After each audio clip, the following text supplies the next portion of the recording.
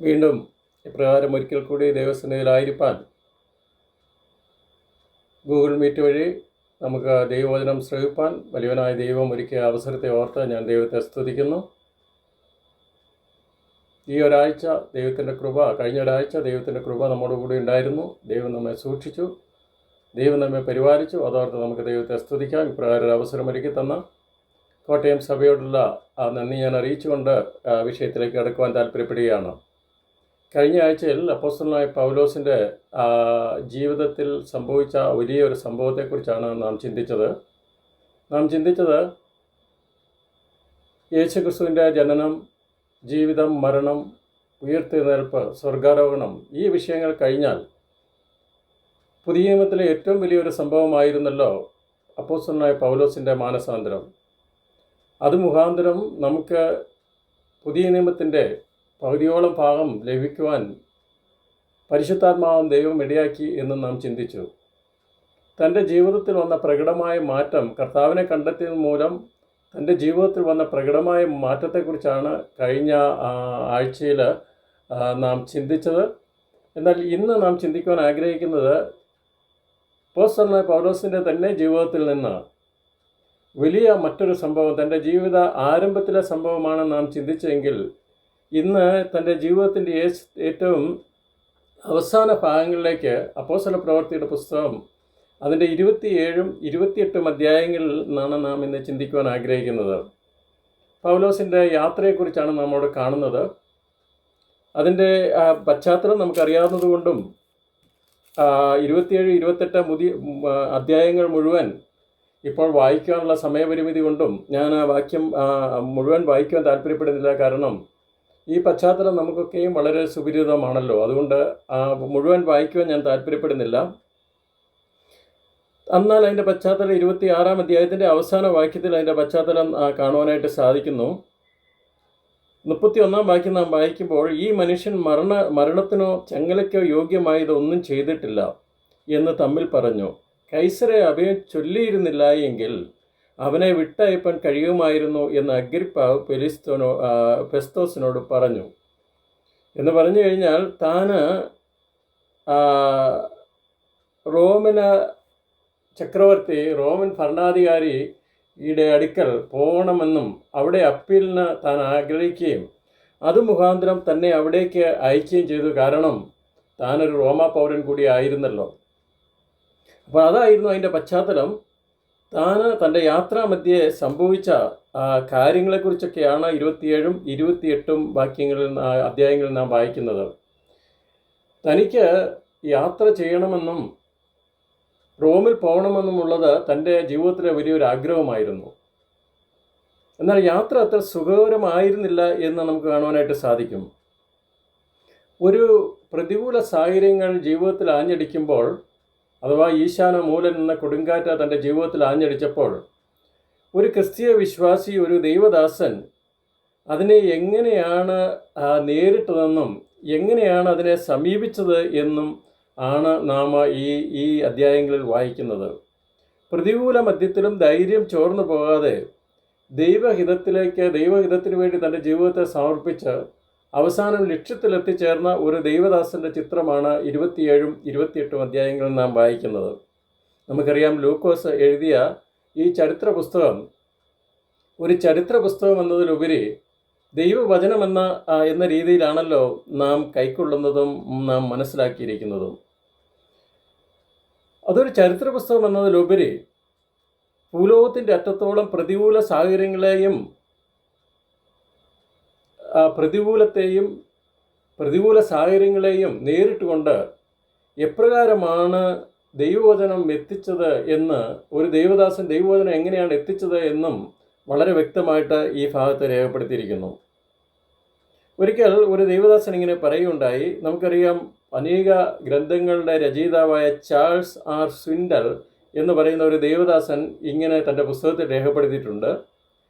Life is 10% what happens to us and 90% how we react to it. ജീവിതം എന്ന് പറയുന്നത് 10% നമുക്ക് എന്ത് സംഭവിക്കുന്നു എന്നുള്ളതും 90% നാം അതിനെ എങ്ങനെ സമീപിക്കുന്നു, എങ്ങനെ നേരിടുന്നു എന്നുമാണ് എന്ന് ചാൾസ് സ്വിൻഡൽ എന്ന ദേവദാസൻ പറഞ്ഞത് എൻ്റെ ഓർമ്മയിലേക്ക് ഇപ്പോൾ വരികയാണ്. നിന്റെ വചനം എൻ്റെ കാലിന് ദീപവും എൻ്റെ പാതയ്ക്ക് പ്രകാശവുമാകുന്നു എന്നുള്ള ദൈവവചനം വളരെ വ്യക്തമായി തൻ്റെ ജീവിതത്തിൽ പ്രാവർത്തികമാക്കിയ ഒരു ദേവദാസനായിരുന്നല്ലോ അപ്പോസ്തലനായ പൗലോസ്. തൻ്റെ ജീവിതത്തിൽ ഏറ്റവും വലിയ ആഗ്രഹമായിരുന്നു തനിക്ക് റോമിൽ പോകണമെന്നും ദൈവവചനം സംസാരിക്കണമെന്നുമുള്ള തൻ്റെ ജീവിതത്തിലെ ആഗ്രഹം. താൻ അത് രേഖപ്പെടുത്തി നാം വായിക്കുന്നത് ആ റോമർക്ക് എഴുതിയ ലേഖനം 1-ാം അധ്യായത്തിൻ്റെ 9-ാം വാക്യം നാം വായിക്കുമ്പോൾ അതിങ്ങനെയാണ് നാം വായിക്കുന്നത്: ഞാൻ ഇടവിടാതെ നിങ്ങളെ ഓർത്തുകൊണ്ട് ദൈവേഷ്ടത്താൽ എപ്പോഴെങ്കിലും നിങ്ങളുടെ അടുക്കൽ വരുവാൻ സാധിക്കേണ്ടതിനായി എൻ്റെ പ്രാർത്ഥനയിൽ എപ്പോഴും യാചിക്കുന്നു. തൻ്റെ ഹൃദയത്തിലെ ഒരു ആഗ്രഹമായിരുന്നു ആ റോമിൽ പോകണം, ദൈവവചനം സാക്ഷിക്കണം എന്നുള്ളത്.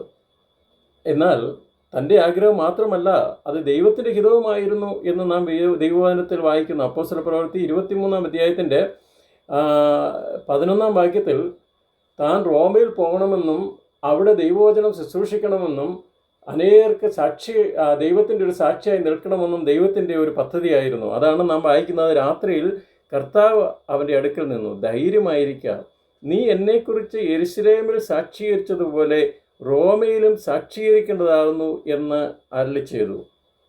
നമുക്കറിയാം, പൗലോസിനെ ചീന്തിക്കളയും കൊന്നുകളയും എന്നുള്ളൊരു സാഹചര്യത്തിലേക്ക് വന്നു കഴിഞ്ഞപ്പോൾ തന്നെ അവിടെ കോട്ടയിൽ കൊണ്ടുപോവുകയും അവിടെ രാത്രിയിൽ ദൈവം പ്രത്യക്ഷപ്പെടുകയും ചെയ്ത് ദൈവദൂതൻ തന്നോട് സംസാരിച്ച വാക്കുകളാണ് നാം വായിച്ചു കേട്ടത്. അപ്പോൾ ദൈവത്തിൻ്റെ ആഗ്രഹം, നമ്മളുടെ ഹൃദയത്തിലെ ആഗ്രഹം ദൈവഹിതപ്രകാരമാണ് എങ്കിൽ തീർച്ചയായിട്ടും ദൈവം നമ്മെ എത്തേണ്ടിടത്ത് എത്തിച്ചിരിക്കും. നമ്മുടെ ആഗ്രഹം ദൈവം സാധിപ്പിച്ചു തരും എന്നുള്ള ഒരു കാര്യമാണ് നമുക്ക് കാണുവാൻ സാധിക്കുന്നത്. പൗലോസിൻ്റെ ആഗ്രഹം വെറും ഒരു മാനുഷ്യ ആഗ്രഹം മാത്രമല്ലായിരുന്നു, അത് ദൈവത്തിൻ്റെ പദ്ധതിയിലുള്ള ഒരു കാര്യമായിരുന്നു. എന്നാൽ പൗലോസ് ആഗ്രഹിച്ച രീതിയിലായിരുന്നില്ല ദൈവം തന്നെ അവിടെ എത്തിച്ചത് എന്ന് മനസ്സിലാക്കുവാൻ സാധിക്കുന്നു. നാം റോമിൽ എത്തിച്ചേരും, അക്കരെ എത്തിച്ചേരും എന്നുള്ള യാഥാർത്ഥ്യമാണ്. എന്നാൽ യാത്ര അത്ര പലപ്പോഴും സുഖകരമായിരിക്കണമെന്ന നിർബന്ധമില്ല. ലോകത്തിൽ നിങ്ങൾക്ക് കഷ്ടമുണ്ട്, ധൈര്യപ്പെടുകയും ഞാൻ ലോകത്തെ ജയിച്ചിരിക്കുന്നു എന്നുള്ള കർത്താവിൻ്റെ വചനം കൂടി നാം ഓർത്തിരിക്കുന്നത് ഈ സമയത്ത് ഓർത്തിരിക്കുന്നത് നന്നായിരിക്കും.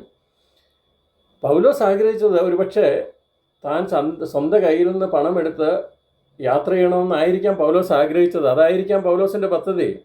എന്നാൽ ദൈവിക പദ്ധതി അങ്ങനെയല്ലായിരുന്നു. റോമൻ ഗവൺമെൻറ്റിൻ്റെ ചെലവിൽ പട്ടാളത്തിൻ്റെ അകമ്പടിയോടുകൂടി തന്നെ അവിടെ അയക്കുക എന്നുള്ളതായിരുന്നു ദൈവിക പദ്ധതി. ഒരു മിഷണറിയായി പോകാനാണ് പൗലോസ് ആഗ്രഹിച്ചതെങ്കിൽ ഒരു തടവുകാരനായി തന്നെ അവിടെ അയക്കുക എന്നുള്ളതായിരുന്നു ദൈവിക പദ്ധതി. ഒരുപക്ഷെ തനിയെ യാത്ര ചെയ്യുവാൻ അല്ലെങ്കിൽ തൻ്റെ കൂടെ 1-2 പേരെ, അരിസ്തഗോസ്, ലൂക്കോസ് എന്ന് പറഞ്ഞ 1-2 പേരെ കൂട്ടി ഒരുപക്ഷെ യാത്ര ചെയ്യുവാനായിരിക്കാം താൻ ആഗ്രഹിച്ചത്. എന്നാൽ ദൈവം അങ്ങനെയല്ല ആഗ്രഹിച്ചത്. ഒരു സമാധാനപരമായ യാത്ര, ഒരു കാറ്റും കോളും ഒന്നുമില്ലാതെ സുഖമായി യാത്ര ചെയ്ത് അക്കരെ എത്തിച്ചേരണമെന്നായിരുന്നു, ലക്ഷ്യത്തിൽ എത്തിച്ചേരണമെന്നായിരുന്നു താൻ ആഗ്രഹിച്ചതെങ്കിൽ ദൈവം അങ്ങനെയല്ല ആഗ്രഹിച്ചത്. യേശുക്രിസ്തു ശിഷ്യന്മാരോട് പറഞ്ഞല്ലോ, നാം അക്കരയ്ക്ക് പോകാം. യേശുക്രിസ്തു ശിഷ്യന്മാരോടുകൂടെ യാത്ര ചെയ്തു. യാത്രാമധ്യേ കാറ്റടിച്ചു, കൊടുങ്കാറ്റടിച്ചു, വളരെ കപ്പൽ മുങ്ങിപ്പോകുന്ന ഒരു സാഹചര്യത്തിലേക്ക് എത്തിച്ചേർന്നു നാം അറിയുന്നല്ലോ. അവസാനം 5-ാം അധ്യായം, മർക്കോസിൻ്റെ സുവിശേഷം 5-ാം അധ്യായം ആരംഭിക്കുന്നത് ഇങ്ങനെയാണ്: അവർ അക്കരെ എത്തി എന്ന് പറഞ്ഞുകൊണ്ടാണ് ആരംഭിക്കുന്നത്. യാത്ര മധ്യേ കാറ്റടിക്കാം, കൊടുങ്കാറ്റടിക്കാം, കപ്പൽ ഛേദമുണ്ടാകാം, കപ്പൽ മുങ്ങിപ്പോകുന്ന സാഹചര്യത്തിലേക്ക് എത്തിച്ചേരാം.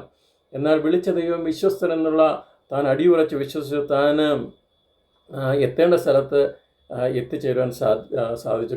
ദൈവത്തിന് വളരെ കൃത്യമായിട്ട് അറിയാമായിരുന്നു.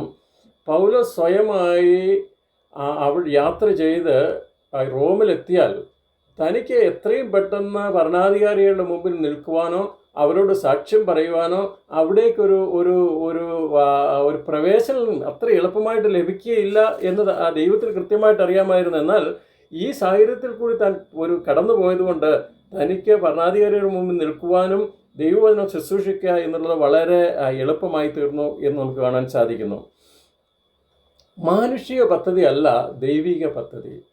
മാനുഷ്യമായിട്ട് നാം ധാരാളം പദ്ധതികളും പ്ലാനുകളും ഒക്കെ ഇട്ട് കഴിഞ്ഞാലും ദൈവത്തിനൊരു പരിപാടിയുണ്ട്, നമ്മെക്കുറിച്ചൊരു ഉദ്ദേശമുണ്ട്, അത് മാത്രമേ നിവൃത്തിയാകുകയുള്ളൂ എന്ന് നമുക്ക് കാണുവാനായിട്ട് സാധിക്കും. ദൈവം എല്ലാം ഭംഗിയായി അതതിൻ്റെ സമയത്ത് ചെയ്യുന്നവനാണ്. ദൈവത്തിനൊരിക്കലും തെറ്റുപറ്റാറില്ല എന്ന് നാം കാണുന്നു.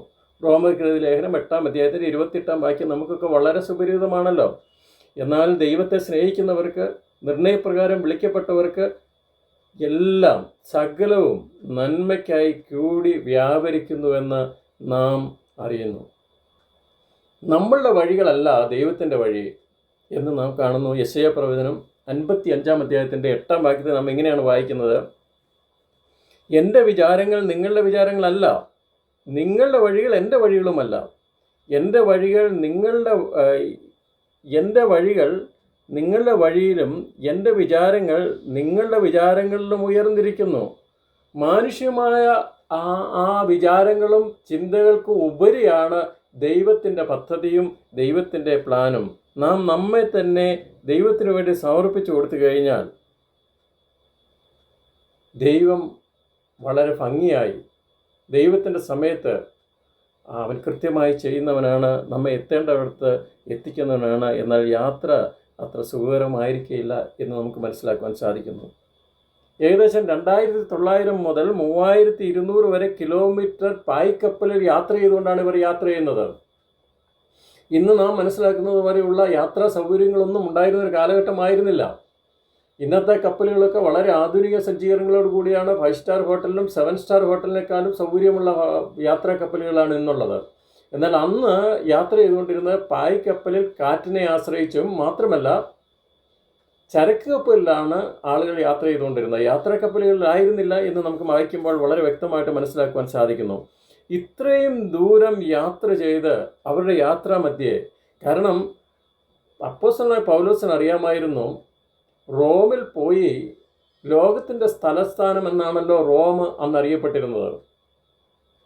കാരണം നാഗരികമായിട്ട്, നിയമപരമായിട്ട്, മാത്രമല്ല സാംസ്കാരികപരമായിട്ട്, അധികാരപരമായിട്ട് ഏറ്റവും ഉന്നത അവസ്ഥയിലുള്ള ഒരു രാജ്യമായിരുന്നു, ഒരു സാമ്രാജ്യമായിരുന്നു ഈ റോം. ആ സാമ്രാജ്യത്തിൻ്റെ തലസ്ഥാനത്ത് പോയി ഭരണാധികാരികളുടെ ദൈവത്തിൻ്റെ വചനം സംസാരിച്ചു കഴിയുമ്പോൾ അത് ലോകത്തിലേക്ക് പെട്ടെന്ന് കടന്നു കയറുവാൻ, ലോകത്തിലേക്ക് പെട്ടെന്ന് സ്പ്രെഡ് ചെയ്യുവാൻ ഏറ്റവും എളുപ്പമാണ് എന്ന് പൗലോസിനും അറിയാമായിരുന്നു, ദൈവത്തിനും അറിയാമായിരുന്നു. അതുകൊണ്ട് വളരെ ഒരു സ്ട്രാറ്റജിക് ഡിസിഷൻ എന്ന് വേണമെങ്കിൽ നമുക്ക് പറയാവുന്ന ഒരു തീരുമാനമാണ് അപ്പോസ്തലനായ പൗലോസ് എടുത്തത്. അത് തീർച്ചയായിട്ടും ദൈവം മാനിക്കുകയും ചെയ്തു. എന്നാൽ ഈ യാത്ര മധ്യേ താൻ വളരെ പ്രതികൂലങ്ങളിൽ കൂടെ കടന്നുപോയെങ്കിലും അതിനെ താൻ വളരെ സംയമനത്തോടുകൂടിയും വളരെ നിയന്ത്രണത്തോടുകൂടിയും അതിനെ അഭിമുഖീകരിച്ചുകൊണ്ട് തൻ്റെ യാത്ര ആരംഭിക്കുകയാണ്. 3-ാം വാക്യത്തിൽ നാം വായിക്കുന്നത് എങ്ങനെയാണ്: യൂലിയോസ് എന്ന സഹസ്രാധിപൻ പൗലോസിനോട് പ്രത്യേകം ദയ കാണിച്ചു. തൻ്റെ യാത്രാമധ്യേ ചിലരെങ്കിലും ദയ കാണിക്കാൻ വേണ്ടി ദൈവം തീർച്ചയായിട്ടും ഒരുക്കുന്നതായിട്ടാണ് നമുക്ക് കാണുന്നത്. പൗലോസിനോട് ഒരു തടവുകാരനോട് ഇടപെടുന്ന രീതിയിൽ ഇടപെട്ടാൽ മതി, ബാക്കി 275 പേരോടും ഇടപെടുന്ന അതേ രീതിയിൽ മാത്രം ഇടപെട്ടാൽ മതി. എന്നാൽ നമുക്ക് കാണുവാൻ സാധിക്കുന്നത് തന്നോടൊരു പ്രത്യേക ദയ കാണിക്കുവാൻ വേണ്ടി യൂലിയോസിൻ്റെ ഹൃദയത്തിൽ ദൈവം പ്രവർത്തിച്ചു എന്ന് വേണം നമുക്ക് മനസ്സിലാക്കുവാൻ. അതാണല്ലോ സദൃശ്യവാക്യങ്ങൾ 16-ാം അധ്യായത്തിൻ്റെ 7-ാം വാക്യത്തിൽ നാം വായിക്കുന്നത്: ഒരുത്തൻ്റെ വഴികൾ യഹോവയ്ക്ക് ഇഷ്ടമായിരിക്കുമ്പോൾ അവൻ അവൻ്റെ ശത്രുക്കളെയും അവനോട് ഇണയ്ക്കുന്നു. അതേ, ദൈവത്തിൻ്റെ വചനം വളരെ കൃത്യമായിട്ടും വ്യക്തമായിട്ടും പറയുന്നു.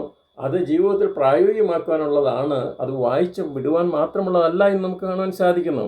നമുക്കറിയാം, യോസഫിൻ്റെ ഹൃദയം പൊത്തിപ്പേറിനോട്, യോസഫിനെ വെറും ഒരു തൊഴിലാളിയായിട്ട് ജോലി ചെയ്യാൻ വേണ്ടി അന്യ സംസ്ഥാനത്ത് നിന്ന് എത്തിയ ജോസഫിനെ അവന് ഇഷ്ടനായി തീർന്നു. അവന് ശുശ്രൂഷ ചെയ്യുവാൻ അവൻ്റെ എല്ലാ കാര്യങ്ങളും തന്നെ ഏൽപ്പിച്ചതായിട്ട് നമുക്ക് കാണാൻ സാധിക്കുന്നു. അവൻ്റെ ഹൃദയത്തിൽ അങ്ങനെ തോന്നിക്കുവാൻ കാരണം ദൈവമല്ലാതെ മറ്റാരാണ്? അതുപോലെ തന്നെ ദാനിയേലിനോട് ഷണ്ഡാധിപൻ ഒരു പ്രത്യേക കരുണ ലഭിച്ചതായിട്ട് നാം വായിക്കുന്നു. ദാനിയേൽ പ്രവചനം 1-ാം അധ്യായത്തിൻ്റെ 9-ാം വാക്യത്തിൽ നാം അത് പ്രത്യേകമായിട്ട് വായിക്കുന്നു. അത് ഷണ്ഡാധിപൻ്റെ മുമ്പിൽ ദയയും കരുണയും എനിക്ക് ലഭിച്ചുവെന്ന് താൻ സാക്ഷ്യം പറയുന്നതായിട്ട് നമുക്ക് വായിക്കുവാനായിട്ട് സാധിക്കുന്നു. നെഹമ്യാവിന് പ്രത്യേക ദയ ദൈവത്തിന് മുമ്പിൽ ലഭിച്ചതായിട്ട് 2-ാം അധ്യായത്തിൻ്റെ 9-ാം വാക്യത്തിൽ വായിക്കുന്നു. ദൈവത്തിൻ്റെ ദയയുള്ള കൈ എനിക്ക് അനുകൂലമായിരുന്നു. എസ്തേറിന് അഹശ്വേരോശ് രാജാവിൻ്റെ മുമ്പിൽ പ്രത്യേക കരുണ ലഭിച്ചു എന്ന് നമുക്ക് കാണാൻ സാധിക്കുന്നു. ഇതൊക്കെ എന്തുകൊണ്ടാണ് ഈ പ്രത്യേക കരുണ അവർക്ക് ലഭിക്കുവാൻ കാരണമായി തീർന്നത്. കാരണം ഈ പറഞ്ഞ വ്യക്തികളൊക്കെയും ദൈവിക പദ്ധതിയുടെ ഭാഗവാക്കുകളായിരുന്നു. ദൈവത്തിന് അവരെ കൊണ്ട് ചില കാര്യങ്ങൾ ചെയ്യിക്കുവാനുണ്ടായിരുന്നു. അതുകൊണ്ട് അവർക്ക് കരുണ തോന്നിയതല്ല, ദൈവം തോന്നിച്ചതാണ് എന്ന് വേണം നമുക്ക് മനസ്സിലാക്കുവാൻ. നമ്മുടെ ക്രിസ്തീയ യാത്ര മധ്യേ പലപ്പോഴും പലരുടെ കരുണ മുഖാന്തരം, പലരുടെ കരുണ തോന്നിയത് മുഖാന്തരമാണ് നാം ഇവിടെ എത്തിച്ചേർന്നിരിക്കുന്നത്. നാം സ്വയമായിട്ട് എത്തിയതല്ല. ദൈവം പലരെ കൊണ്ട് നമ്മോട് കരുണ തോന്നിച്ചു. നമ്മുടെ ജീവിതത്തിൻ്റെ വ്യത്യസ്ത സാഹചര്യത്തിൽ കൂടി കടന്നുപോയ സാഹചര്യത്തിൽ അസാമാന്യമായ കരുണ പലരെ കൊണ്ടും ദൈവം നമുക്ക് തോന്നിച്ചു. അതുകൊണ്ടാണ് നാം ഇവിടെ എത്തിച്ചേർന്നിരിക്കുന്നത് എന്ന് നമുക്ക് മനസ്സിലാക്കുവാൻ സാധിക്കുന്നു. ഇവരുടെ യാത്ര 27-ാം അധ്യായത്തിൻ്റെ 14-ാം വാക്യത്തിൽ ഈശാനമൂലൻ എന്ന കൊടുങ്കാറ്റ് ആഞ്ഞടിച്ചു. ആ കൊടുങ്കാറ്റിന് കൊടുത്തിരിക്കുന്ന പേരാണ് ഈശാനമൂലൻ, നോർത്ത് ഈസ്റ്റർ എന്ന് പറയുന്ന അതിശക്തമായ കൊടുങ്കാറ്റാണ് അവരെ ആഞ്ഞടിച്ചത്, അവരുടെ ആ പടക് നശിപ്പിക്കുവാൻ വേണ്ടി എന്ന് 27-ാം അധ്യായത്തിൻ്റെ 14-ാം വാക്യത്തിൽ നാം വായിക്കുന്നുണ്ട്. എന്നാൽ ഈ കൊടുങ്കാറ്റ് എങ്ങനെയാണ് ദൈവഭൃത്യനായ ഒരു ദൈവദാസനായ ഈ കൊടുങ്കാറ്റിനെ എപ്രകാരമാണ് ദൈവനാമത്തിന് വേണ്ടി താൻ ഉപയോഗിച്ചത്, എങ്ങനെയാണ് അതിനോട് പ്രതികരിച്ചത് എന്ന് ആണ് തുടർന്നുള്ള ഭാഗത്ത് നമുക്ക് വായിക്കുവാനായിട്ട് സാധിക്കുന്നത്. 27-ഉം 28-ഉം അധ്യായങ്ങൾ നമുക്ക് കാണുവാൻ സാധിക്കുന്നത്. നമ്മളുടെ ഈ ക്രിസ്തീയ ജീവിതത്തിൽ ഇതൊരു മാതൃകയായിട്ട് എടുത്തു കഴിഞ്ഞാൽ ജീവിതത്തിൽ പ്രതികൂലത്തിൻ്റെ ഈശാനമൂലൻ ആഞ്ഞടിക്കും. നമ്മുടെയൊക്കെ ക്രിസ്തീയ ജീവിതത്തിൽ തകർന്ന കപ്പൽ, നമ്മുടെ കപ്പലൊക്കെ തകർന്നു പോകുന്ന സാഹചര്യത്തിലേക്ക് നാം എത്തിച്ചേരും. ഒരുപക്ഷെ തകർന്നു പോയി എന്നും വരാം. എന്നാൽ അതൊരു ദൈവിക പദ്ധതിയുടെ ഭാഗമാണെന്ന് മനസ്സിലാക്കിക്കൊണ്ട് നാം അതിനോട് എങ്ങനെ പ്രതികരിക്കണം, അല്ലെങ്കിൽ മറ്റുള്ളവർക്ക് എപ്രകാരം നാം മാതൃകയായിരിക്കണം എന്നുള്ള വിഷയമാണ് ഇവിടെ കാണുവാനായിട്ട് സാധിക്കുന്നത്. ഒരു ധൈര്യശാലിയായ ഒരു ക്രിസ്തീയ നേതൃത്വത്തിലിരിക്കുന്ന ഒരു വ്യക്തിയാണ് പൗലോസിൽ കൂടി നാം കാണുന്നത്.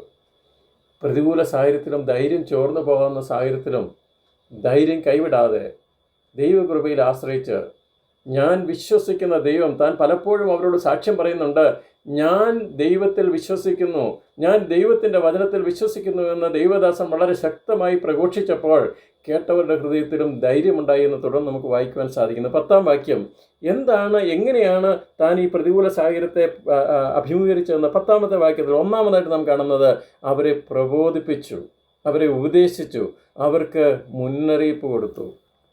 അതാണ് വായിക്കുന്നത് നമ്മൾ 27-ാം അധ്യായത്തിൻ്റെ 10-ാം വാക്യത്തിൽ നാം അത് കാണുന്നു. അവരെ പ്രബോധിപ്പിച്ചു, അവർക്ക് മുന്നറിയിപ്പ് കൊടുത്തു, അവർക്ക് ഉപദേശം കൊടുത്തു.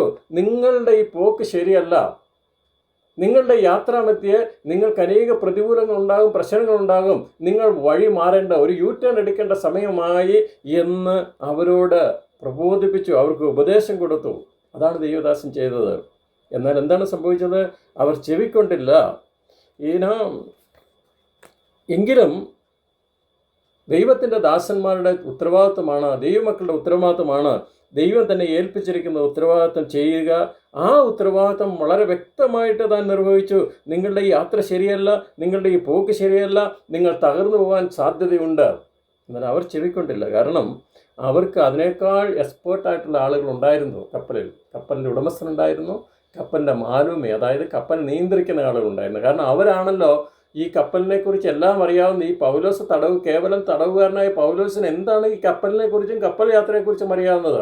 എന്നാൽ പൗലോസ് ഇതിനു മുമ്പ് പല കപ്പൽ ഛേദത്തിൽ അകപ്പെട്ട വ്യക്തിയായിരുന്നു, പല കപ്പൽ യാത്ര നടത്തിയ വ്യക്തിയായിരുന്നു എന്ന് നമുക്ക് തിരുവചനം വായിക്കുമ്പോൾ മനസ്സിലാകും. തനിക്ക് ധാരാളം എക്സ്പീരിയൻസ് ഉണ്ടായിരുന്നു. എന്നാൽ പൗലോസ് എന്ന ദൈവദാസന്റെ വാക്ക് കേൾക്കുവാൻ, അഥവാ ദൈവത്തിൻ്റെ വചനം കേൾക്കുവാൻ മറ്റുള്ള ആളുകൾക്ക് താല്പര്യമില്ലായിരുന്നു. അവർ ദൈവവചനം ചെവിക്കൊള്ളാതെയുള്ള അവരുടെ യാത്ര അപകടത്തിലേക്കാണ്.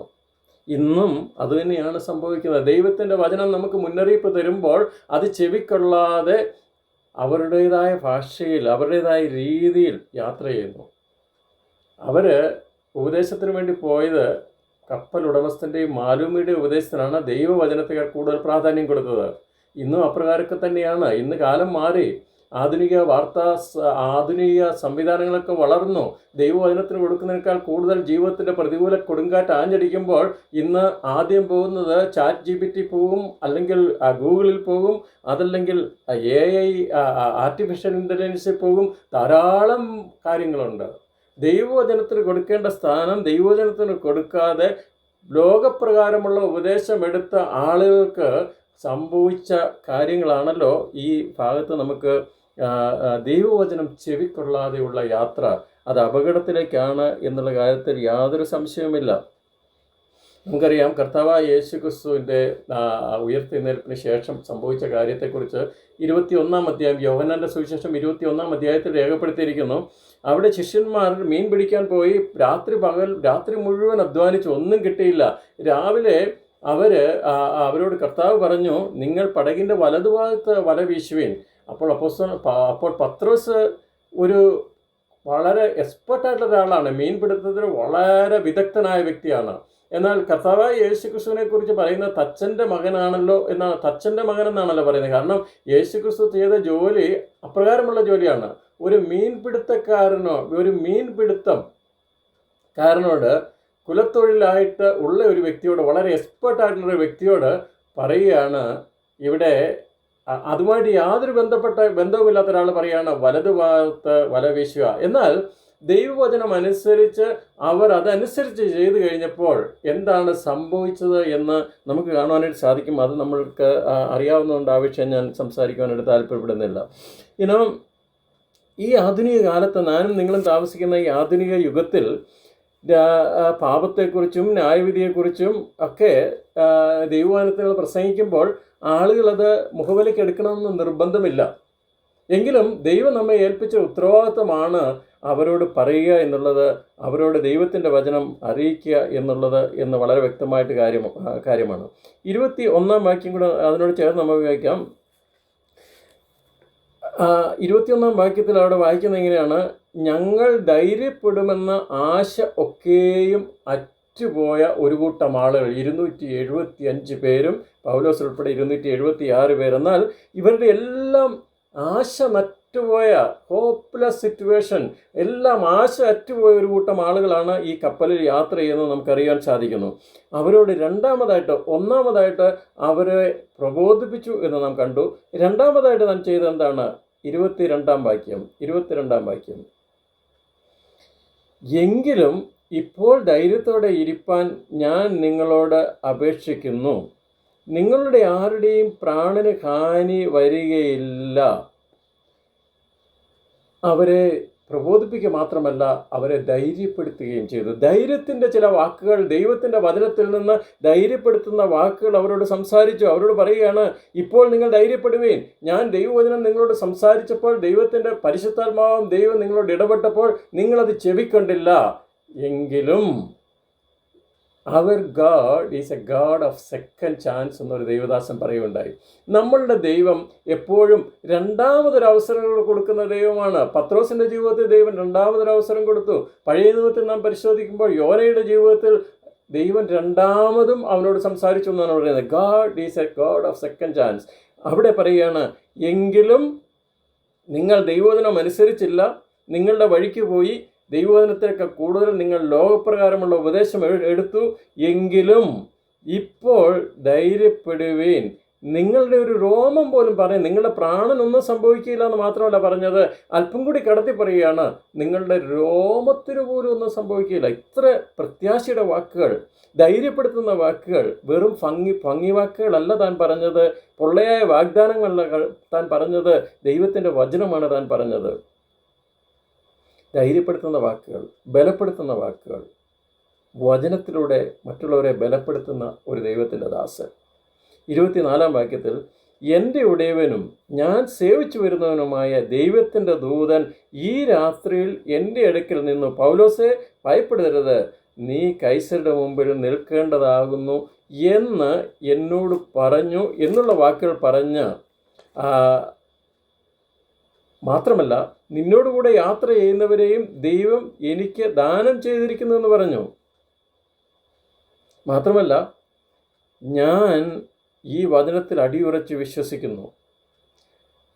നാം വിശ്വസിക്കാത്ത കാര്യങ്ങൾ മറ്റുള്ളവരെ വിശ്വസിപ്പിക്കാൻ സാധ്യമല്ല. നാം അനുഭവിക്കാത്ത കാര്യങ്ങൾ മറ്റുള്ളവരെ പറഞ്ഞ് അനുഭവിപ്പിക്കാൻ സാധ്യമല്ല. നാം ജീവിതത്തിൽ പ്രായോഗികമാക്കാത്ത കാര്യങ്ങൾ മറ്റുള്ളവരോട് പ്രസംഗിച്ച് മനസ്സിലാക്കുവാൻ സാധ്യമല്ല. പ്രസംഗിക്കാം, പക്ഷേ അവരുടെ ഹൃദയത്തിൽ അത് കടന്നു ചെല്ലുകയില്ല. ദൈവ പരിശുദ്ധാത്മാവ് പ്രവർത്തിക്കുകയില്ല. ഞാൻ ദൈവത്തിൽ അടിയുറച്ച് വിശ്വസിക്കുന്നു. അവിടെ പറയുകയാണ്, നമുക്കവിടെ വളരെ വ്യക്തമായിട്ട് കാണുന്നുണ്ട്, മറ്റുള്ളവരെ ധൈര്യപ്പെടുത്തുന്ന വാക്കുകൾ പറയുന്ന ഒരു ദൈവദാസൻ. സഹവിശ്വാസികളോട്, നമ്മൾ ഒരുമിച്ച് യാത്ര ചെയ്യുന്നവരോട് നാം സംസാരിക്കുമ്പോൾ അവരെ അധൈര്യപ്പെടുത്തുന്ന വാക്കുകളാണോ അതോ ധൈര്യപ്പെടുത്തുന്ന വാക്കുകളാണോ അധൈര്യപ്പെടുത്തുന്ന വാക്കുകളാണോ നമ്മളുടെ വായിൽ നിന്ന് വരുന്നതെന്ന് വളരെ ശ്രദ്ധിക്കേണ്ട കാര്യമാണ്. പലപ്പോഴും നാം അറിഞ്ഞോ അറിയാതെയോ ധൈര്യത്തിൻ്റെ വാക്കുകൾ പറയുന്നതിന് പകരം അധൈര്യത്തിൻ്റെ വാക്കുകൾ നമ്മുടെ വായിൽ നിന്ന് വീട് പോകുന്നില്ലേ? പ്രത്യാശയുടെ വാക്കുകൾ പറയുന്നതിന് പകരം നിരാശയുടെ വാക്കുകളല്ലേ പലപ്പോഴും നമ്മുടെ വായിൽ നിന്ന് വരുന്നത്? നമ്മുടെ വായിൽ നിന്ന് ദൈവവചനത്തിൽ നിന്നുള്ള ധൈര്യപ്പെടുത്തുന്ന വചനം പറഞ്ഞ്, അതായത് ആശ നശിച്ചു പോയി, ഇപ്പോൾ മരിക്കും, ഇന്നല്ല നാളെ, എപ്പോൾ ആത്മീയമായ മരണത്തിലേക്ക് പോയിക്കൊണ്ടിരിക്കുന്ന ഒരു കൂട്ടം ആളുകളെ നോക്കിക്കൊണ്ട് നിരാശയുടെ വാക്കുകളല്ല, അവർ പ്രത്യാശയുടെ വാക്കുകൾ പറഞ്ഞു.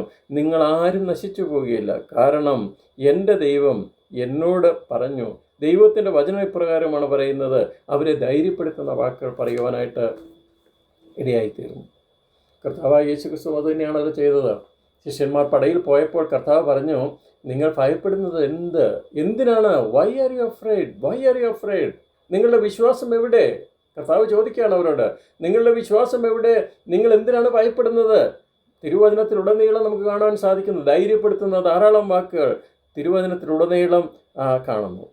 അതെ, ആ ധൈര്യപ്പെടുത്തുന്ന വാക്കുകൾ മറ്റുള്ളവരോട് നമ്മുടെ വായിൽ നിന്ന് വരട്ടെ. മറ്റുള്ളവരെ നിരാശപ്പെടുത്തുന്ന വാക്കുകൾ നമ്മുടെ വായിൽ നിന്ന് വരാതിരിക്കട്ടെ. തിരുവചനത്തിൽ നിന്ന് മറ്റുള്ളവരെ വേദനയിൽ കൂടി കടന്നു പോകുന്നവർ, ദുഃഖത്തിൽ കൂടി കടന്നു പോകുന്നവർ, പ്രതികൂല സാഹചര്യത്തിൽ കൂടി കടന്നു പോകുന്ന ആയിരങ്ങൾ നമ്മുടെ ചുറ്റുപാടുമുണ്ട്. അവരെ ധൈര്യപ്പെടുത്തുവാൻ വലിയവനായ ദൈവം നമ്മെ ബലപ്പെടുത്തട്ടെ എന്ന് ഞാൻ പ്രാർത്ഥിക്കുന്നു. മൂന്നാമത് താൻ ചെയ്ത കാര്യം 25-ാം വാക്യത്തിൽ താൻ പറയുകയാണ്, ഞാൻ ദൈവത്തെ വിശ്വസിക്കുന്നു, ദൈവത്തിൻ്റെ വചനത്തിൽ ഞാൻ വിശ്വസിക്കുന്നു, അടിയുറച്ച് വിശ്വസിക്കുന്നു. അവരോട് പറയുകയാണ്, ഞാൻ ദൈവം എന്നോട് സംസാരിച്ച കാര്യം, തിരുവചനത്തിൽ പറഞ്ഞിരിക്കുന്ന കാര്യം ഞാൻ അടിയുറച്ച് വിശ്വസിക്കുന്നു. അതാണ് ഞാൻ പറഞ്ഞത്, ദൈവത്തിൽ നാം പരിപൂർണമായി വിശ്വസിക്കാതെ മറ്റുള്ളവരോട് അതിനെക്കുറിച്ച് നമുക്ക് പറയുവാൻ സാധ്യമല്ല. അവരോട് പറയുകയാണ്, ഞാൻ ദൈവവചനത്തിൽ അടിയുറച്ച് വിശ്വസിച്ചു, കാരണം രാത്രിയിൽ ദൈവത്തിൻ്റെ ദൂതൻ എന്നോട് ഇപ്രകാരം സംസാരിച്ചു, അത് ഞാൻ പരിപൂർണമായിട്ട് വിശ്വസിക്കുന്നു. പ്രതികൂല സാഹചര്യത്തിൽ, ജീവിതത്തിൽ നഷ്ടം സംഭവിക്കുമ്പോൾ, എല്ലാം നഷ്ടപ്പെട്ടു എന്ന് തോന്നുന്ന സാഹചര്യത്തിൽ പൗലോസിനെ പോലെ നമുക്ക് ഉറച്ചെന്ന് പറയാൻ സാധിക്കുമോ? ഞാൻ ദൈവത്തെ വിശ്വസിക്കുന്നു, ഞാൻ ദൈവവചനത്തെ വിശ്വസിക്കുന്നു, എന്നെ വിളിച്ചവൻ വിശ്വസ്തനാണ്, അവൻ്റെ വിളി കേട്ടുകൊണ്ട് ഞാൻ ഇറങ്ങി, ഞാൻ അക്കരെ എത്തിച്ചേരും, ഞാൻ വഴിയിൽ വെച്ച് നശിച്ചു പോകാനുള്ളവനല്ല. തൻ്റെ ഏകജാതനായ പുത്രനെ വിശ്വസിക്കുന്ന ഏവനും നശിച്ചു പോകാതെ നിത്യജീവൻ പ്രാപിക്കേണ്ടതിന് അക്കരെ എത്തും. കൊണ്ടുപോയ ആളുകൾ അക്കരെ എത്തിച്ചിരിക്കുമെന്നുള്ള കാര്യത്തിൽ യാതൊരു സംശയവുമില്ല എന്ന് നമുക്ക് കാണാൻ സാധിക്കുന്നു. ഒരു സഹോദരൻ നഷ്ടപ്പെട്ട 2 സഹോദരിമാരുടെ അനുഭവമാണല്ലോ യോഹന്നാന്റെ സുവിശേഷം 11-ാം അധ്യായത്തിൽ വായിക്കുന്നത്. അവർ എന്താണ് ചെയ്തത്? അവരുടെ ഏക സഹോദരൻ നഷ്ടപ്പെട്ടു കഴിഞ്ഞപ്പോൾ സഹോദരിമാർ എന്താണ് ചെയ്തത്? 11-ാം അധ്യായം 3-ാം വാക്യത്തിൽ നാം ഇങ്ങനെ വായിക്കുന്നു, ആ സഹോദരിമാർ അവൻ്റെ അടുക്കൽ ആളയച്ചു, നിനക്ക് പ്രിയനായവൻ ദീനമായി കിടക്കുന്നു എന്ന് പറയിച്ചു. ആളയച്ച് അവരോട് പറയിച്ചു. അവരോട് ദൈവത്തിൻ്റെ അടുക്കിലേക്ക് അവരൊരു മെസ്സേജ് അയക്കുകയാണ് ചെയ്തത്. പറയുകയാണ്, അവരുടെ പ്രശ്നത്തിൻ്റെ പരിഹാരം കർത്താവായ യേശു ക്രിസ്തുവിൽ കാണുമെന്നും ഉണ്ട് എന്ന് അവർ അടിയുറച്ച് വിശ്വസിച്ചു. അതുകൊണ്ടാണല്ലോ നീ ഇവിടെ ഉണ്ടായിരുന്നുവെങ്കിൽ എൻ്റെ സഹോദരൻ മരിക്കയില്ലായിരുന്നു എന്ന് ആ കർത്താവിൻ്റെ വന്ന സമയത്ത് അവർ പറയുവാൻ കാരണമായി തീർന്നത്. അതെ, കർത്താവിൻ്റെ വചനത്തിൽ അടിയുറച്ച് വിശ്വസിച്ച 2 സഹോദരിമാരെയാണ് നമുക്കവിടെ കാണുവാനായിട്ട് സാധിക്കുന്നത്. ദാനിയേൽ പ്രവചനം 3-ാം അധ്യായത്തിൻ്റെ 18-ാം വാക്യം നാം വായിക്കുമ്പോൾ അവിടെ 3 ദൈവഭൃത്യന്മാരെ, യുവ സഹോദരന്മാരെ നമുക്ക് കാണുന്നത്. വളരെ ശക്തരായ 3 യുവ സഹോദരന്മാർ, വളരെ ഹൈലി എഡ്യൂക്കേറ്റഡ് ആയിട്ടുള്ള ആളുകളാണ് അവർ നയതന്ത്രജ്ഞന്മാരായിരുന്നു, രാജ്യത്തിൻ്റെ ഭരണം വഹിച്ചുകൊണ്ടിരിക്കുന്നതായിരുന്നു. അവരുടെ വാക്കുകൾ വളരെ ശക്തിപ്പെടുത്തുന്ന വാക്കുകളാണ്, വിശ്വാസത്തിൻ്റെ വാക്കുകളാണ് അവർ പറയുന്നത്. ഇങ്ങനെയാണ് അവർ നെബൂഖദ്നേസർ രാജാവിൻ്റെ മുമ്പിൽ നിന്നുകൊണ്ട് അവർ പറയുകയാണ്, ഞങ്ങൾ സേവിക്കുന്ന ദൈവത്തിന് ഞങ്ങളെ വിടുവിക്കുവാൻ കഴിയുമെങ്കിൽ അവൻ ഞങ്ങളെ എരിയുന്ന തീച്ചുളയിൽ നിന്നും രാജാവിൻ്റെ കയ്യിൽ നിന്നും വിടുവിക്കും, അല്ലെങ്കിലും ഞങ്ങൾ രാജാവിൻ്റെ ദേവന്മാരെ സേവിക്കുകയില്ല. ഇത് ഒരു രാജാവിൻ്റെ മുമ്പിൽ നിന്ന് പറയണമെങ്കിൽ 100% ഉറപ്പാണ് അവരുടെ തല പോകും എന്നുള്ള കാര്യത്തിൽ യാതൊരു സംശയമില്ല. ഒരു രാജാവിൻ്റെ മുമ്പിൽ നിന്ന് പ്രജകൾക്കോ അല്ലെങ്കിൽ അവിടെ ജോലി ചെയ്യുന്ന ആളുകൾക്കോ പറയാൻ പറ്റിയ വാക്കുകളല്ല ശദ്രക്, മേശക്, അബേദ്നെഗോ എന്ന് പറയുന്ന വ്യക്തികൾ, ഈ 3 പേർ പറയുന്നത്. ഞങ്ങൾ സേവിക്കുന്ന ദൈവം ഞങ്ങളെ വിടുവിക്കും. അഥവാ അങ്ങനെ സംഭവിച്ചില്ലെങ്കിൽ പോലും ഞങ്ങൾ രാജാവ് നിർത്തിയ ഈ വിഗ്രഹത്തെ ഞങ്ങൾ വണങ്ങിയില്ല, ആരാധിക്കുകയില്ല. ഒരിക്കൽ ഒരു ദേവദാസൻ തൻ്റെ പുസ്തകത്തിൽ എഴുതി ഇങ്ങനെ വായിക്കാൻ റെഡിയായി തീർന്നു. താൻ വ്യത്യസ്ത രീതിയിലുള്ള വിശ്വാസത്തെക്കുറിച്ച് താൻ അവിടെ പ്രതിപാദിക്കുന്നുണ്ട്. ഏകദേശം 5 രീതിയിലുള്ള വിശ്വാസത്തെക്കുറിച്ച് ഓരോന്നോരോന്നായി താൻ പ്രതിപാദിക്കുന്നുണ്ട്. ഓരോ വിശ്വാസത്തിനും ഓരോ പേരുകൾ കൊടുത്ത് താൻ അതിനെ വിളിക്കുകയാണ്. അതിന് ബൈബിളിൽ നിന്ന് താൻ ഉദാഹരണങ്ങളും കൊടുത്തിട്ടുണ്ട്. എന്നാൽ എനിക്ക് വളരെ ഇൻട്രസ്റ്റഡായി തോന്നിയ ഒരു പേര് ഞാനൊന്ന് പറയാം. അതിന് അദ്ദേഹം കൊടുത്തിരിക്കുന്ന പേര് കൊമേഴ്ഷ്യൽ ഫെയ്ത്ത്. കൊമേഴ്ഷ്യൽ ഫെയ്ത്ത് എന്ന് പറഞ്ഞാൽ കച്ചവട വിശ്വാസം എന്ന് തന്നെയാണ് അതിൻ്റെ അർത്ഥം. എന്താണ് ഈ കൊമേഴ്ഷ്യൽ ഫെയ്ത്ത് എന്ന് പറഞ്ഞാൽ എനിക്ക് ലാഭമുണ്ടെങ്കിൽ ഞാനത് ചെയ്യും. ഇവിടെ 3 വ്യക്തികൾ പറയുകയാണ്, ദൈവത്തിൻ്റെ ദാസന്മാരായ 3 ദൈവഭൃത്യന്മാർ പറയുകയാണ്, even if I am not profited, even if I am not delivered, എനിക്ക് ലാഭമൊന്നും ഉണ്ടായില്ലെങ്കിലും ദൈവം എന്നെ വിടുവിച്ചില്ലെങ്കിലും ഞാൻ ആ ദൈവത്തിൽ തന്നെ വിശ്വസിക്കും. ഈ ലാഭമുണ്ടെങ്കിൽ മാത്രം ദൈവത്തെ പിന്തുടരുന്നവരാണല്ലോ നല്ലൊരു ശതമാനം ആളുകളും. ഇഫ് ഐ ആം ബെനിഫിറ്റഡ്, ദൈവം എൻ്റെ പ്രാർത്ഥനയ്ക്ക് മറുപടി തന്നാൽ ഞാൻ ദൈവത്തെ പിന്തുടരും. ഞാൻ പരീക്ഷയിൽ നല്ല മാർക്കോടെ ജയിച്ചാൽ ഞാൻ ദൈവത്തെ പിന്തുടരും. എൻ്റെ മക്കളുടെ വിവാഹം തക്ക സമയത്ത് നടന്നാൽ ഞാൻ ദൈവത്തിൽ ആശ്രയിക്കും. അല്ലെങ്കിൽ നമ്മൾ ചിന്തിക്കുന്നത് പോലെ ദൈവം പ്രവർത്തിച്ചെങ്കിൽ if I am benefited, if I am profited, I will trust God. ഇവർ പറയുകയാണ് even if I am not benefited, even if I am not delivered, ഞാൻ എൻ്റെ വിശ്വാസത്തിൽ തന്നെ അടിയുറച്ച് നിൽക്കും എന്ന് പറഞ്ഞതായിട്ട് ഞാൻ വായിക്കാനിടയായിത്തീർന്നു. ദൈവം ഞങ്ങളെ വിടുവിച്ചില്ലെങ്കിലും ഞങ്ങളുടെ വിശ്വാസത്തിൽ തന്നെ ഞാൻ ഉറച്ചു നിൽക്കും എന്ന് പറയുകയാണ്. ഇവിടെ വിശ്വാസത്തിൻ്റെ വാക്കുകളാണ് ദൈവദാസൻ പറയുന്നത് എന്ന് നമുക്ക് കാണാൻ സാധിക്കുന്നു. 4-മതായിട്ട് താൻ ചെയ്ത കാര്യത്തെക്കുറിച്ച് 31-ാം വാക്യത്തിൽ നമുക്ക് വായിക്കാൻ സാധിക്കുന്നു. 27-ാം അധ്യായത്തിൻ്റെ 31-ാമത്തെ വാക്യം നമുക്കൊന്ന് വായിക്കാം. അവിടെ നാം ഇങ്ങനെയാണ് വായിക്കുന്നത്. അപ്പോൾ പൗലോസ്, അതിൻ്റെ 30-ാം വാക്യം മുതൽ വായിച്ചാലേ മനസ്സിലാക്കിയുള്ളൂ. നേരം വെളുപ്പാൻ ആഗ്രഹിച്ചുകൊണ്ടിരുന്ന, അതായത് അതിരാവിലെ, എന്നാൽ കപ്പൽക്കാർ കപ്പൽ വിട്ട് ഓടിപ്പോവാൻ വിചാരിച്ച് അണിയത്ത് നിന്ന് നങ്കൂരമിടുവാൻ പോകുന്നു എന്ന ഭാവത്തിൽ അതൊന്ന് അടിവരയിടുക. 31-ാം വാക്യം. തോണി കടലിൽ ഇറക്കി. അപ്പോൾ പൗലോസ് ശതാധിപനോടും പടയാളികളോടും, ഇവർ കപ്പലിൽ താമസിച്ചല്ലാതെ നിങ്ങൾക്ക് രക്ഷപ്പെടുവാൻ കഴിയുകയില്ല എന്ന് പറഞ്ഞു. ഇവിടെ നാം കാണുന്നത് ദൈവദാസന്മാർ, ദൈവത്തിൻ്റെ മക്കൾ ബി വിജിലൻറ്റ്, ജാഗരൂകരായിരിക്കുക. അവർ വളരെ തന്ത്രപരമായിട്ട് അതിരാവിലെ എല്ലാവരും ഉറങ്ങുന്ന സമയത്ത് ആരും അറിയാതെ എന്തോ നല്ല കാര്യങ്ങൾ ചെയ്യുന്നു എന്നുള്ള വ്യാജേന അവരിറങ്ങി അവർ രക്ഷപ്പെടുവാനുള്ള ശ്രമം നടത്തുകയാണ് എന്ന് ഇത് മനസ്സിലാക്കുവാനുള്ള ബുദ്ധി ദൈവം തൻ്റെ ദാസന് കൊടുത്തു എന്ന് വേണം നമുക്ക് മനസ്സിലാക്കുവാൻ. ബി വിജിലൻറ്റ്, പ്രതികൂല സാഹചര്യത്തിലും ജാഗരൂകരായിരിക്കുക എന്ന് പറഞ്ഞാൽ അത് തന്നെയാണ് കർത്താവും ആഗ്രഹിക്കുന്നത്. ഇതിനെക്കുറിച്ചൊരു ദേവദാസൻ ഇങ്ങനെ പറയുന്നുണ്ടായി, he is tough minded but tender hearted. You should be tough minded at the same time tender hearted. അതായിരുന്നു അപ്പോസ്തലനായ പൗലോസ്. കർത്താവ് തൻ്റെ 12 ശിഷ്യന്മാരെ അയക്കുമ്പോൾ ഇങ്ങനെ പറയുകയുണ്ടായി. മത്തായിയുടെ സുവിശേഷം 10-ാം അധ്യായത്തിൻ്റെ 16-ാം വാക്യത്തിൽ ഇങ്ങനെ വായിക്കുന്നുണ്ട്. ഞാൻ നിങ്ങളെ അയക്കുന്നത് നിങ്ങൾ വിചാരിക്കേണ്ട, നിങ്ങളെ ചെല്ലുന്ന ഉടനെ ഇരുകൈയും നീട്ടി സ്വീകരിക്കുന്ന ഒരു കൂട്ടം ആളുകളുടെ മധ്യത്തിലേക്കാണ് നിങ്ങളെ അയക്കുന്നതെന്ന് നിങ്ങൾ തെറ്റിദ്ധരിക്കേണ്ട. യേശുക്രിസ്തു പറഞ്ഞു, ചെന്നായ്ക്കളുടെ നടുവിൽ ആടുകളെ പോലെ ഞാൻ നിങ്ങളെ അയക്കുന്നു. ഒരു ചെന്നായുടെ മധ്യത്തിൽ, വിശന്നിരിക്കുന്ന ഒരു ചെന്നായുടെ അടുക്കൽ ആടുകളെ കിട്ടുമ്പോഴുള്ള സാഹചര്യം നിങ്ങൾക്കറിയാവുന്നതാണ്. അത് ഇന്ന് ലോകത്തിൽ കണ്ടുകൊണ്ടിരിക്കുന്ന കാര്യമാണ്, നമ്മുടെ ഇന്ത്യ മഹാരാജ്യത്ത് കണ്ടുകൊണ്ടിരിക്കുന്ന കാര്യമാണ്. ഞാൻ നിങ്ങളെ അയക്കുന്നു. ആകയാൽ പാമ്പിനെ പോലെ ബുദ്ധിയുള്ളവരും പ്രാവിനെ പോലെ കളങ്കമില്ലാത്തവരുമായിരിപ്പീൻ. പാമ്പിനെ പോലെ വിഷമുള്ളവരായിരിക്കണമെന്നല്ല പറയുന്നത്, പാമ്പിനെ പോലെ കൂർമ്മ ബുദ്ധിയുള്ളവരും നിഷ്കളങ്കതയുള്ളവരുമായിരിക്കുവേൻ. അപ്പോസ്തലനായ പൗലോസ് കപ്പൽ വിട്ട് ഓടിപ്പോവാനായിട്ട് അവർ ചിന്തിക്കുന്നു, മനസ്സിലാക്കുന്നു എന്ന് അത് മനസ്സിലാക്കുവാനുള്ള ബുദ്ധി പൗലോസിനുണ്ടായിരുന്നു. He was very vigilant. പ്രതികൂല സാഹചര്യത്തിൽ താൻ വളരെ കൂർമ്മ ബുദ്ധിയോടുകൂടി, അതുമാത്രമല്ല വളരെ ജാഗരൂകതയോടുകൂടി ചുറ്റുപാടും നടക്കുന്ന കാര്യങ്ങളെ നിരീക്ഷിച്ചു കൊണ്ടേയിരുന്നു. താൻ കണ്ണടച്ച് പ്രാർത്ഥിച്ചുകൊണ്ട് മാത്രമല്ല ഇരുന്നത്, താൻ ചുറ്റുപാടുമുള്ള സാഹചര്യങ്ങളെ നിരീക്ഷിച്ച് വിലയിരുത്തിക്കൊണ്ടിരുന്നു എന്ന് വേണം നമുക്ക് മനസ്സിലാക്കുവാൻ. അതുകൊണ്ടാണല്ലോ പാമ്പിനെ പോലെ ബുദ്ധിയും പ്രാവിനെ പോലെ നിഷ്കളങ്കതയും നിങ്ങൾക്കുണ്ടായിരിക്കണം എന്ന് കർത്താവായ യേശു ക്രിസ്തു തൻ്റെ ശിഷ്യന്മാരോട് ഉപദേശിച്ചത്.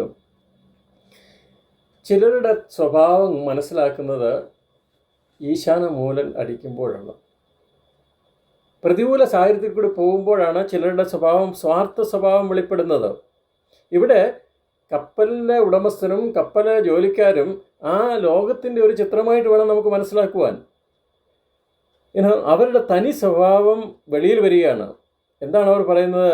മറ്റുള്ളവർ നശിച്ചാലും വേണ്ടിയില്ല, എങ്ങനെയെങ്കിലും ഞങ്ങൾക്ക് രക്ഷപ്പെട്ടാൽ മതി എന്ന സ്വാർത്ഥ മനോഭാവം. ഇത് ഒരു ലോകവും വിശ്വാസിയും തമ്മിലുള്ള വ്യത്യാസമാണ് നമുക്ക് കാണാൻ സാധിക്കുന്നത്. പൗലോസിന് അത്രയും സമയം കൊണ്ട് എല്ലാവരുടെയും കരുണ പിടിച്ചു പറ്റി.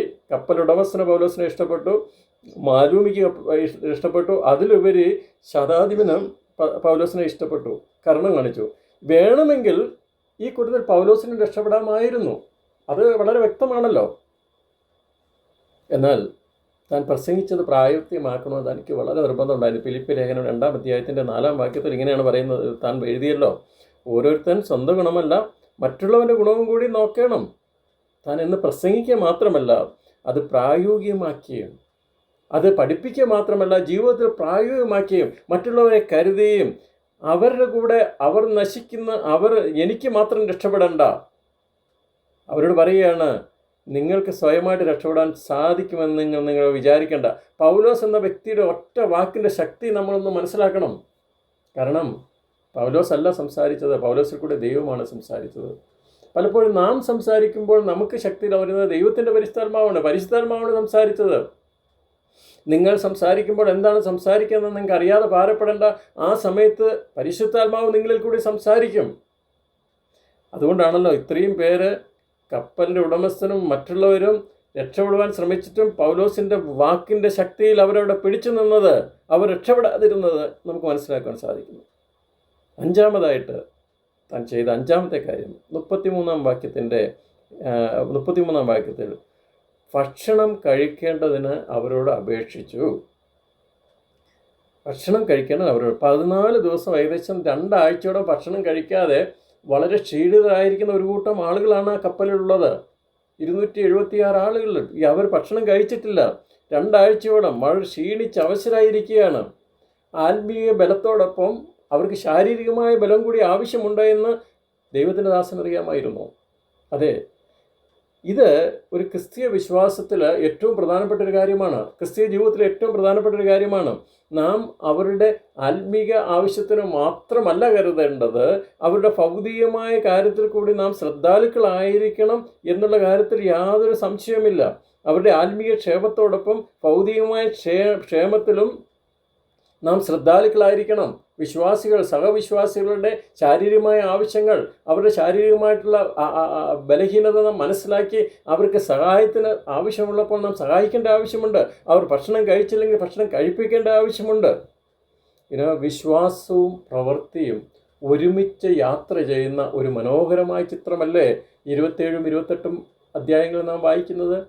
വിശ്വാസം പ്രവൃത്തി ഒരുമിച്ച് യാത്ര ചെയ്യുകയാണ് പൗലോസിനോടൊപ്പം.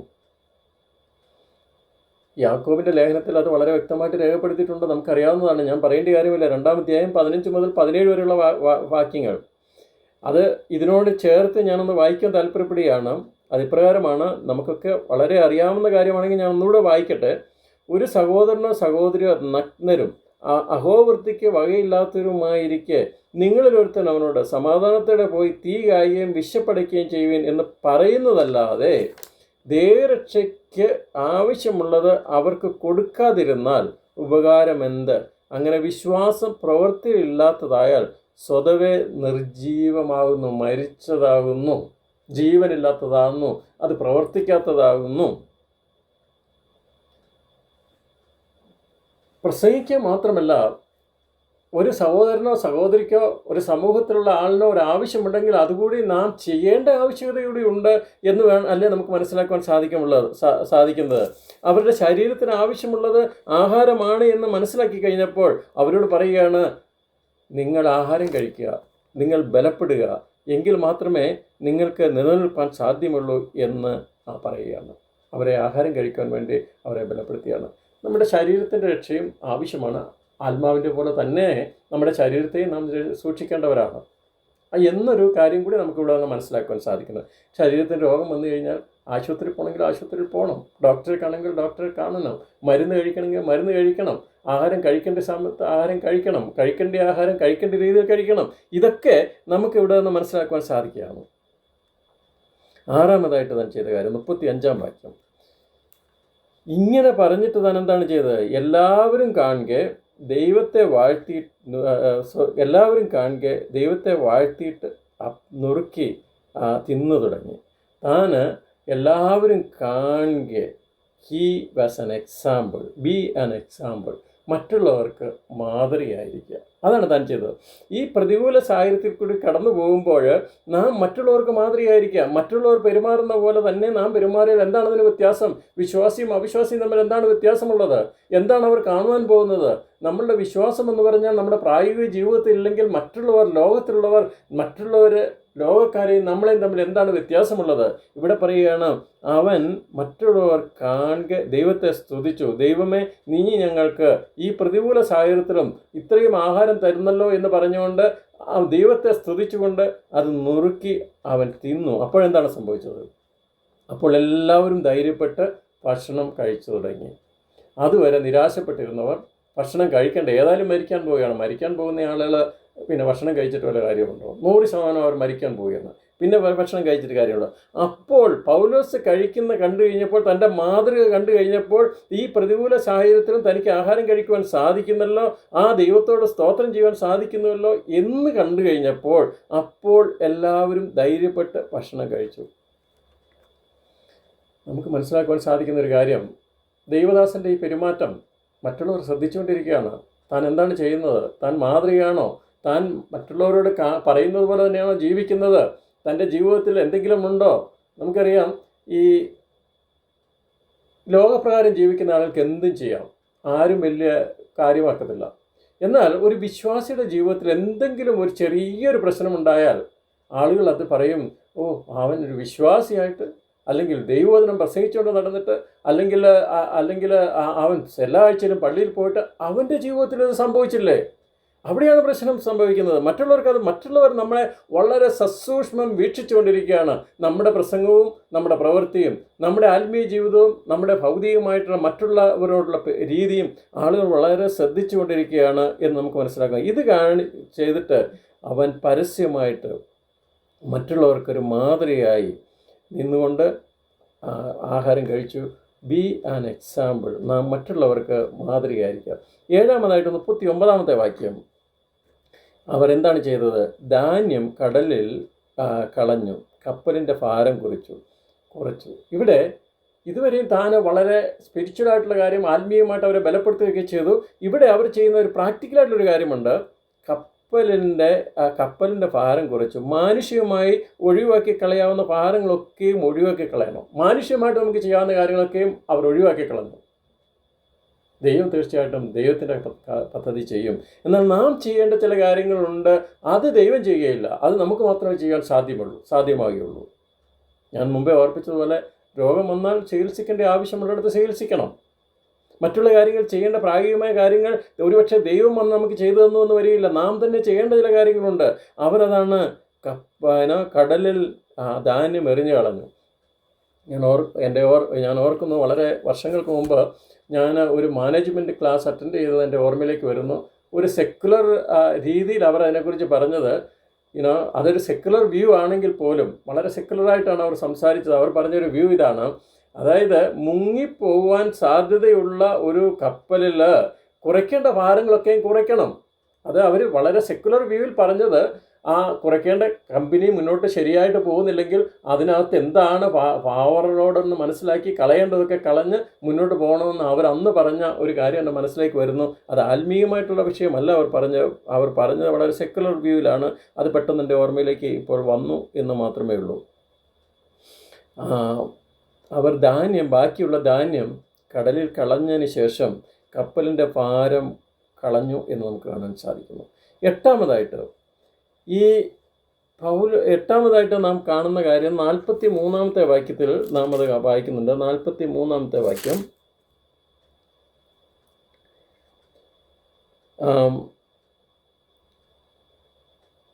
തടവുകാരിൽ ആരും നീന്തി ഓടിപ്പോകാതിരിപ്പാൻ അവരെ കൊല്ലണം എന്ന് പടയാളികൾ ആലോചിച്ചു.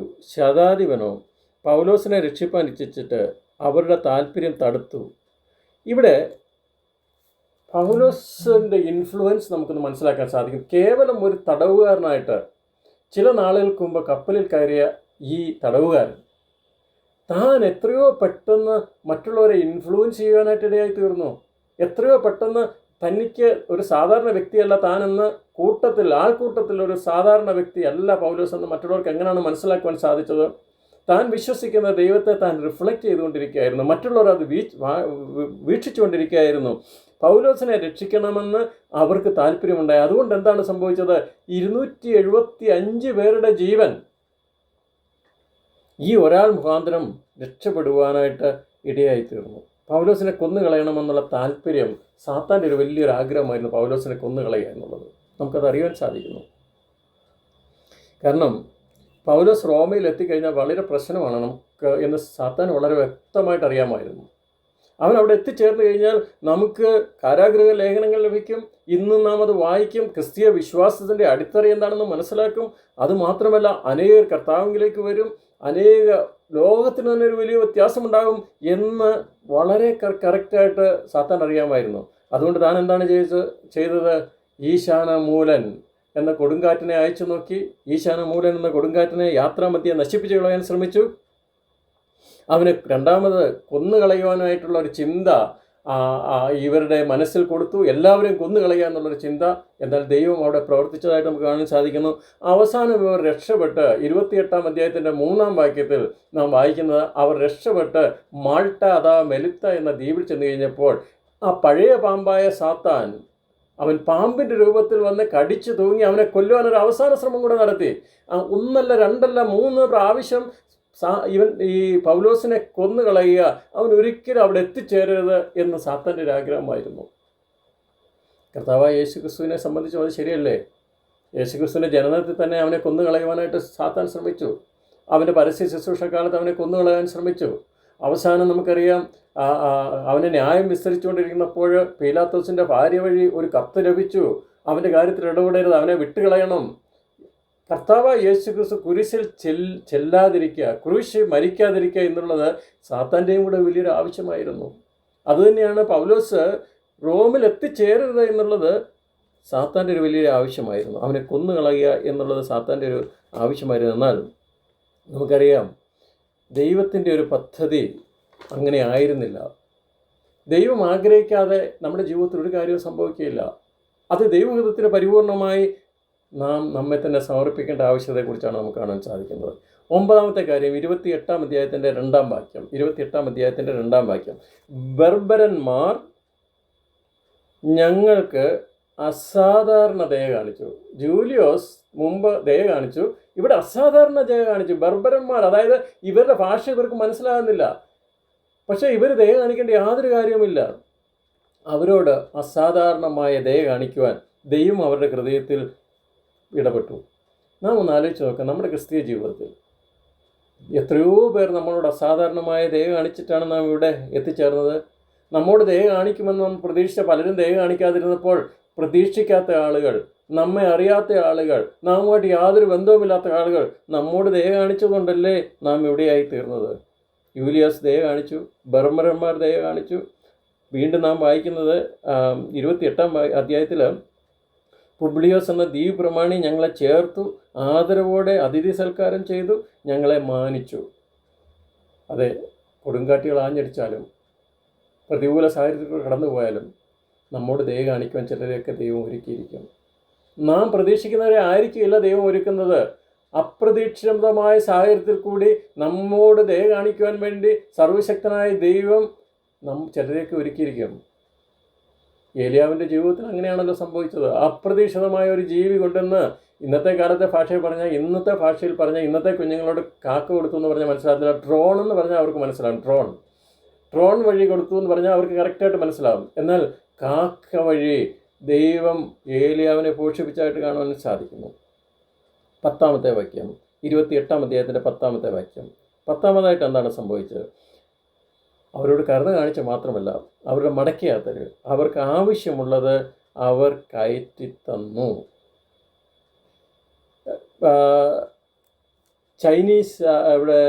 ചൈന ഇൻലൻഡ് മിഷൻ എന്ന് പറയുന്ന ഓർഗനൈസേഷൻ്റെ സ്ഥാപകനായിരുന്നല്ലോ ഹഡ്സൺ ടൈലർ. ഹഡ്സൺ ടൈലറിൻ്റെ പേര് കേൾക്കാത്ത ആരും ഉണ്ട് എന്ന് ഞാൻ വിശ്വസിക്കുന്നില്ല. ഹഡ്സൺ ടൈലർ പറഞ്ഞൊരു വാക്ക് ഇപ്രകാരമാണ്: തൻ്റെ പ്രവർത്തന ഫലമായിട്ട് ചൈനയിൽ 1,25,000-ത്തിലധികം ആളുകൾ വിശ്വാസത്തിലേക്ക് വന്നു എന്നാണ് നാം വായിക്കുന്നത്. അവിടെ ഇങ്ങനെ പറയുകയുണ്ടായി: God's work done in God's way will never lack God's supply.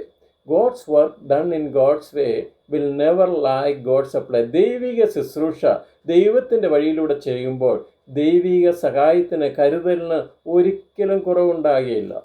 പ്രിയപ്പെട്ടവരെ, ദൈവദാസന്മാരുടെ യാത്രാമധ്യേ അവരുടെ എല്ലാം നഷ്ടപ്പെട്ടു. അവർ വെറും കൈയോടെയാണ് ആ ദ്വീപിലെത്തിയത്. നമുക്കറിയാം, ഉടുതുണിക്ക് മറുതുണി ഇല്ലാതെ നമ്മുടെ മലയാള ഭാഷയിൽ പറയുന്ന അതേ രീതിയിൽ അത് പ്രാവർത്തികമാക്കിയാണ് അവർ അവിടെ ചെന്നത്. എല്ലാം നഷ്ടപ്പെട്ടവരായി. എന്നാൽ എന്താണ് സംഭവിച്ചത്? ഞങ്ങൾക്ക് ആവശ്യമുള്ളത് നൽകി തരുവാൻ ബർബരന്മാരെ, പുബ്ലിയോസ് ദ്വീപിലുള്ള പുബ്ലിയോസ് എന്ന വ്യക്തിയെ, മാത്രമല്ല പോരാൻ നേരം ഞങ്ങൾക്ക് ആവശ്യമുള്ളതെല്ലാം കരുതുന്ന ഒരു ദൈവം. ആ ദൈവമാണ് നമ്മളുടെ ദൈവം എന്ന്. 11-ാമത്തെ കാര്യം കൂടെ ഞാൻ പെട്ടെന്ന് പറഞ്ഞ് അവസാനിപ്പിക്കാം. അതിൻ്റെ 15-ാം വാക്യം. അവസാനം എന്താണ് ചെന്നത്? പിന്നെ ഞങ്ങൾ റോമയിലെത്തി. സഹോദരന്മാരെ കണ്ടിട്ട് പൗലോസ് ദൈവത്തെ വാഴ്ത്തി ധൈര്യം പ്രാപിച്ചു. അവരുടെ യാത്ര അത്ര സുഖകരമായിരുന്നില്ല. എന്നാൽ വാഗ്ദത്തം ചെയ്തവൻ വിശ്വസ്തനായിരുന്നു. അവരെ എത്തിക്കേണ്ടത് സ്ഥലത്ത് അവരെ എത്തിച്ചു. അതുകൊണ്ട് പ്രിയപ്പെട്ടവരെ, പൗലോസ് അവിടെ എത്തിയതുകൊണ്ട് നാം അനുഗ്രഹിക്കപ്പെട്ടു. ദൈവത്തിൻ്റെ വചനം നമുക്ക് ലഭിച്ചു. മാത്രമല്ല, നാം ഇന്നും ആ വിഷയത്തെക്കുറിച്ച് സംസാരിച്ച് ബലപ്പെട്ട് ദൈവാത്മാവിൽ ബലപ്പെടുന്നുവെങ്കിൽ ദൈവത്തിൻ്റെ വലിയൊരു ഉദ്ദേശം അതിൻ്റെ പിന്നിലുണ്ടായിരുന്നു. നാം മറ്റുള്ളവരെ പ്രബോധിപ്പിക്കുന്നവരാണോ? മറ്റുള്ളവരെ ധൈര്യപ്പെടുത്തുന്നവരാണോ? നമ്മളുടെ വിശ്വാസം മറ്റുള്ളവരെ അറിയിക്കുന്നവരാണോ? ഞാൻ ദൈവത്തിൽ വിശ്വസിക്കുന്നു, വിളിച്ച ദൈവം വിശ്വസ്തനാണ് എന്ന് താൻ പറഞ്ഞു. പ്രതികൂല സാഹചര്യത്തിൽ നാം ജാഗ്രതയുള്ളവരാണോ? നിസ്വാർത്ഥമായിട്ട് നാം മറ്റുള്ളവരെ സേവിക്കുന്നവരാണ്. എനിക്ക് എങ്ങനെയും രക്ഷപ്പെടണമെന്നല്ല, മറ്റുള്ളവരെ കൂടി രക്ഷിക്കണമെന്നുള്ള ചിന്ത തനിക്കുണ്ടായിരുന്നു. ഭക്ഷണം കഴിക്കുവാനായിട്ട് മറ്റുള്ളവരെ താൻ പ്രേരിപ്പിച്ചു, ധൈര്യപ്പെടുത്തി. അവർ കപ്പലിൻ്റെ ഭാരം കുറച്ചു, അനാവശ്യമായിട്ടുള്ള ഭാരമൊക്കെയും കുറച്ച് അവരുടെ യാത്ര മുന്നോട്ട് പോകാൻ ശ്രമിച്ചു. പക്ഷേ വീണ്ടും അവർ തകർന്നു പോയി എന്നുള്ളത് മറ്റൊരു വസ്തുത. 8-ാമതായിട്ട്, ഒരാൾ മൂലം ബാക്കി 275 പേരുടെ ജീവൻ രക്ഷിക്കുവാനായിട്ട് പൗലോസിനെ ദൈവം ഉപയോഗിച്ചു. 9-ാമായിട്ട് നാം കണ്ടത്, അസാധാരണമായ കരുണ കാണിക്കുവാൻ യാത്രാമധ്യേ ചിലരെ ദൈവം വിളിക്കും. 10, ഞങ്ങൾക്ക് ആവശ്യമുള്ളത് അവർ കയറ്റി തന്നു. അവസാനം അവർ റോമയിൽ എത്തിച്ചേർന്നു. ആത്മസംയമനത്തോടെ, കരുതലോടെ, ദൈവിക ആശ്രയത്തിലൂടെ പ്രതികൂല സാഹചര്യങ്ങളെ എങ്ങനെയാണ് നേരിടേണ്ടതെന്നാണ് 27-ഉം 28-ഉം അധ്യായങ്ങളിൽ ദൈവദാസനായ അപ്പോസ്തലനായ പൗലോസിൻ്റെ ജീവിതത്തിലൂടെ പരിശുദ്ധാത്മാവും ദൈവം നമുക്ക് വരച്ചു കാട്ടുന്നത്. സർവശക്തനായ ദൈവം നമ്മെ സഹായിക്കട്ടെ. ശ്രദ്ധിച്ച എല്ലാവരോടും എൻ്റെ പ്രത്യേക നന്ദി ഞാൻ അറിയിക്കുന്നു.